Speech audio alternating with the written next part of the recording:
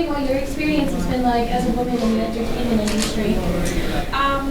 The cool thing about being a woman in the voice acting industry is that there is a lot less. There are fewer barriers to have to cross when you're doing voiceover as a woman. But I also do on camera. Being on camera as a woman kind of sucks. It's there's a lot more importance put on your appearance to play a role. So even though acting-wise you might be able to really wrap your mind around a certain role, if you aren't hot enough, a lot of times you just don't get it.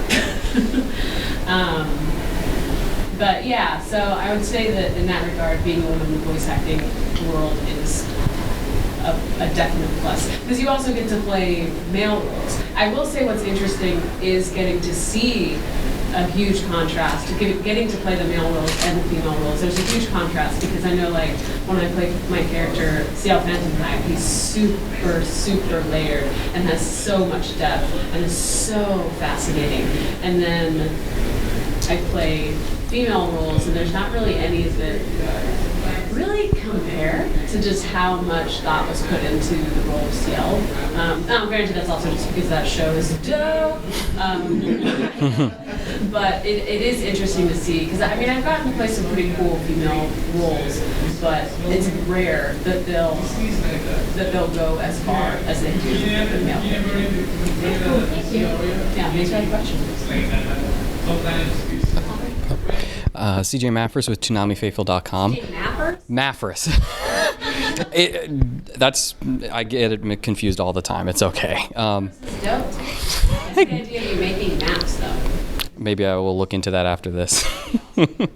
I don't mean to bum you out, but sadly One Piece is not on the block anymore, and I'm curious what your thoughts are about that, and where do you think the series will go from there? I don't really know. I guess I am lucky in the fact that I'm also in Tokyo Ghoul. That was going to be the next question later. So I don't really feel like I'm necessarily missing out. Also, it doesn't really matter for me because I don't have cable, and I also don't get residuals on anime, so it doesn't make, like, I don't know. I mean, I guess it sucks. I hate that the fans are going to have to try harder to get One Piece stuff because One Piece is awesome. But it's also cool that fans get to be exposed to Tokyo Ghoul because probably a lot of them didn't know that much about the show before. So I'm kind of whatever about it, I guess would be the answer. And welcome from Boston Bass Wiki. It's great seeing you again. Yeah, it's good to see you as well. So, in Black Butler Butler Circus, there's this part where CL instead does the joke for the Undertaker, and no one knows exactly what it is. And I'm curious to know if you have your own personal theory of how he made the Undertaker laugh. In my opinion, I think just the idea of him attempting to make a joke is really funny to me. Personally, CL being anything but dark is kind of hilarious. So, I don't know. I think to me, for The Undertaker, it would have been just a blast to see him go over and over and over again trying to do anything that was remotely funny. That's my thing. I know we just talked a little briefly about male versus female voice acting roles, but are you noticing more progressive roles for women in the industry? Yes and no. It seems like a few years ago it was kind of like you had a lot of in-between roles, and I feel like right now it's all either jiggly titties or something as awesome as Snow White with the red hair, Shirayuki and Snow White with the red hair. So it's like, it's really bizarre. I don't know why it's suddenly super extreme versions of that. There's not a whole lot in the middle that I have noticed. So yeah, I have no idea. I don't know what that means.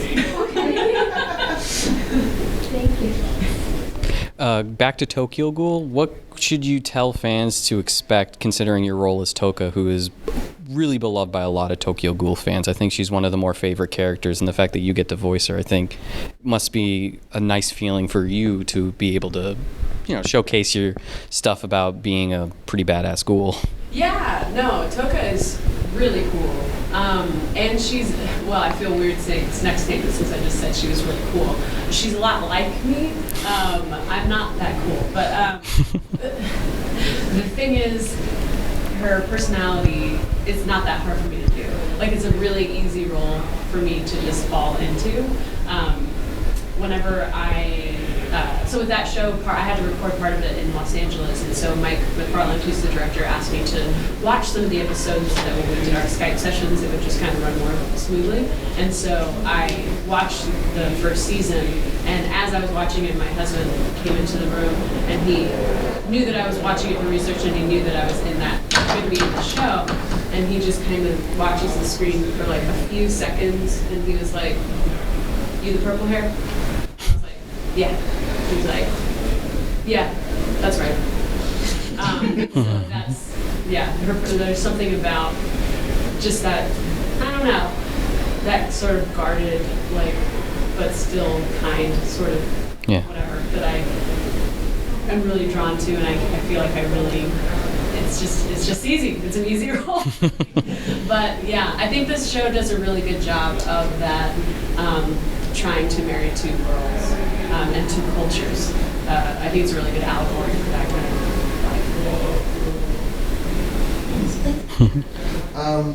Which character that you have voiced personally do you see as your anime spirit animal or guide of sorts? My anime spirit animal?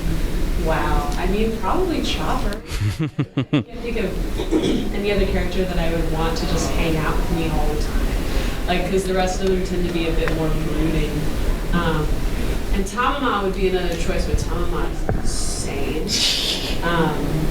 From Sergeant Frog, I think he can be a little bit scary, whereas Chopper, I think, would just always be super nice, and he's so loyal. And he's a doctor. That's great. I mean, he freaks out under a crisis, but I can deal with that. At least he's adorable when he does it. Yes, exactly. I know you've done some work in the video game industry as well. Have you noticed any drastic differences between voice acting for anime and voice acting for video games? Yeah, definitely. I think that, like, whereas in anime, the question you asked me before, in anime I'm seeing, like, the huge differences, like, the total opposite ends of the spectrum. I feel like in the video game world, they're actually doing a really good job fleshing out all characters. I mean, it's so cinematic, and a lot of the roles that I've gotten to read for video games, I get more excited about those than I do even the stuff that I read for TV. I feel like the video game industry in general is just, I mean, it's definitely booming, but it's also just from a writing aspect, it's kind of kicking everybody else's asses, like, if you ask me. Just as far as well-rounded, deep characters. So I've had an awesome time getting to do video game stuff. Yeah. A big show, or at least a show that's getting a big push here at Anime Boston, is My Hero Academia. It's a favorite among a lot of Toonami viewers wanting it on the block as well. How do you feel about the show? Could it potentially be on the block? You feel, in your personal opinion, how do you feel about Mineta? That's kind of a interesting character from what your range has been with. Yeah, that is really fun. It's always fun whenever you get to do something new, and I definitely feel that way about him because he's a perv, which is kind of funny to play that opposite side. And also I really love getting to do a lip. That's been really fun. And difficult because the scriptwriter, now that he knows that I do a lisp, he loves putting in as many S's. So it's a challenge. I think the show would actually do really well on Toonami just because it's an anime, but it also has so much Western influence. It's very comic book influenced. And it's so unique. Like, I mean, the art style is really unique, and just the writing of it is really unique. Everything about it is it's so cool to see it. It feels like anime and Marvel meet, you know? It's just really fun. I think it would do really well. I hope it does end up on it. That'd be awesome. Mm-hmm. I mean, not that I care to know. Oh my God. Just pretend for like a day and be like, there you go. Yeah, it's awesome. Okay. This is a bit of a personal question, but there's this level of chemistry that I've noticed that I don't see often in acting. Whenever I hear you and J. Michael Tatum pair up in roles. And I'm wondering how the two of you click, not just as actors, but friends and comrades outside of the recording booth. I adore him in all ways. He's so awesome. I think the fact that we both directed each other on lead roles helps because we know each other's voices really well. But you're right, like even in life, we're really good friends. I introduced him to his current boyfriend. We're in love and super cute. You're welcome, world. But yeah, we just get along really well. We're both musicians and kind of grew up in a classical school and know a lot about classical theory, and like we kind of bonded over that. And yeah, he's just great. I mean, he's much more like we have a lot in common, but we're also very, very opposite personality-wise. We are a lot like Lawrence and Holo in Spice and Wolf. Our relationship is very similar to that, minus the romance. But yeah, so I think Black Butler is really fun for us. But as far as like I think the two roles, and I think he would agree, the roles that like kind of match up with how we are together in life is definitely Spice and Wolf. Yeah. I know you just mentioned directing, and I know you've gone director, voice actor, director, voice actor. When made you decide to direct and then go back to voice acting? Well, I only directed full-time for a couple of years, and it was probably the greatest thing I could have ever done just as an actor to see the other side. It felt like I was in an acting master class because I got to direct so many amazing actors and kind of getting to see like, oh, that's why you get cast all the time. I see. So it was really helpful in that regard, but it also just took up so much time and took a lot of time away from acting. And so I wanted to see if I could do the whole acting full time. And so I tried it, and I preferred it just because, you got to do a lot more different stuff. And as far as when I go back to directing, I'm usually just a music director. Sometimes I'll help people with assistant directing, like if they just need somebody to fill in. But the only other directing that I still will do very intensely is the music directing because I love it. I would venture to say I might like music directing even more than I like acting in anime. Like, I think it's so fun getting to adapt the lyrics. It's like a puzzle, like trying to figure out how to make the translation work, like still honor the translation and the original intent, but then also try to make it sound poetic and match rhythmically and make sense. And then getting to direct the singers on it and just kind of like work with people who may not necessarily have a musical background, or get to work with people who have degrees in music. It's like such a wide range of different types of people I get to work with, and it's just really fun. I just like it a lot. It's awesome. I just recently finished music directing on another show that I can't talk about, but it was one of those. It was a very intense like turnaround, like really quick turnaround, and it just kind of solidified in my mind, like, oh my God, I love doing this so much. Yeah, it makes me really happy. I believe we have time for one more question. Sure.